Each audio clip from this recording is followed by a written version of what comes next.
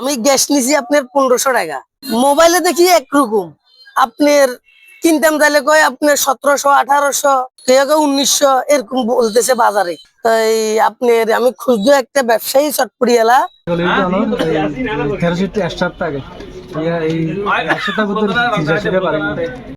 দাম কমাবলে চাইতো না, বাড়া কিনে লই 1250 টাকা নিয়ে রাখে।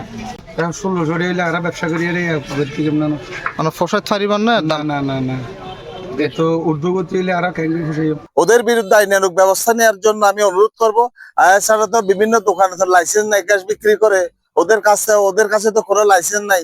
যে কোনো মুহূর্তে বড় ধরনের অ্যাক্সিডেন্ট হতে পারে, এই ড্রাইভার কে নেবে? চোখে বিভিন্ন বড় বড় ফাটে আছে, তো দাঁতুন যাবে বলে হচ্ছে না, একটু দরদার করিয়ে অনেককে 1400 টাকা, অনেককে 1420 টাকা, অনেককে 1450 টাকা। এভাবে বড় বড় ডিলার যারা আছে যাভাবে কিনে আনিয়ে এভাবে বেছে তাদের বাড়ির মধ্যে ফসিলন সহ।